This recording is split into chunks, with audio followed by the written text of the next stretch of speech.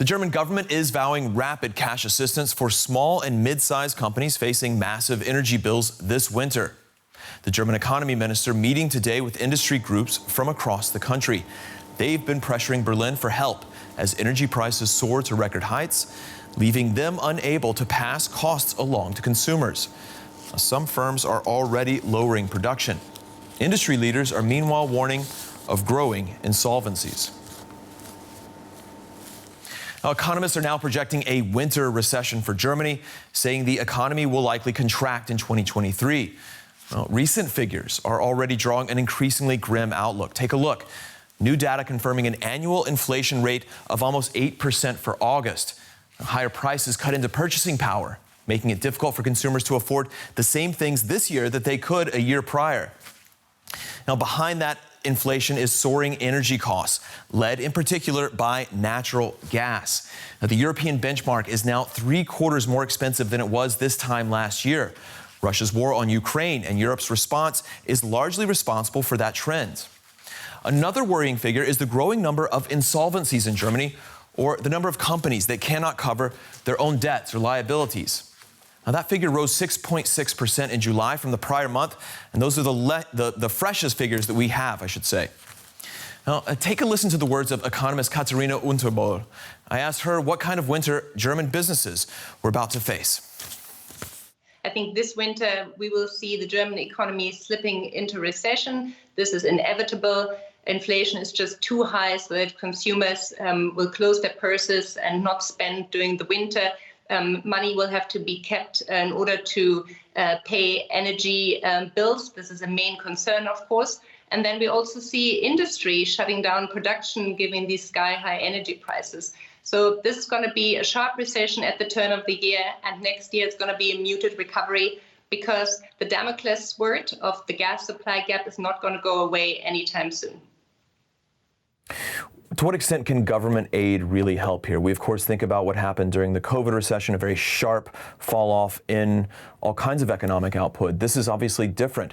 Can government help bridge the gap when we're talking about resources like natural gas, expensive energy, things like that? Well, let's just say the burden on governments is probably even greater than during COVID. I think on the one end, they have to really ensure, for instance, that supply of energy can be increased by finding new alternative suppliers in order to cover the Russian gas supply gap. At the same time, they also need to implement measures to shield the private sector from these sky-high energy prices. And here, it's not just about corporates this time. I think the focus will be also much more on households.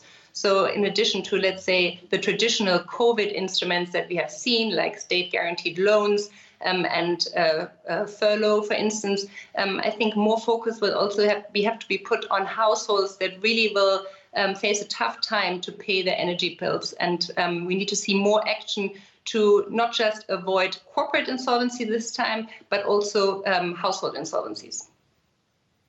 So much talk about this coming winter. What can we expect in the long term? You mentioned next winter, for example. How long will we face this kind of economic challenge due to these energy prices?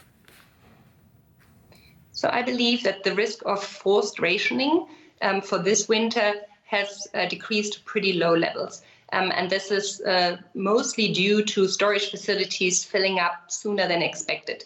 So this will help us get through this winter. But then we will have a gas supply gap next year unless we really mobilize alternative suppliers. And therefore, because this is an uncertain, let's say, adventure, I expect energy prices to remain high also next year. Therefore, this will weigh on economic activity and will pose one of the key headwinds to the recovery, even in the second half of next year. On top of that, we also have the normalization drive of the ECB, which will pose an additional headwind, and not to forget, lingering geopolitical uncertainty. We're not going to go back to a situation as we had in, let's say, 2021 or even 2019 with regards to global uncertainty. And that, of course, is an additional headwind for an export-based economy such as Germany. All right, Katharina Unterbohl, senior economist at Allianz. Thank you very much. Thank you.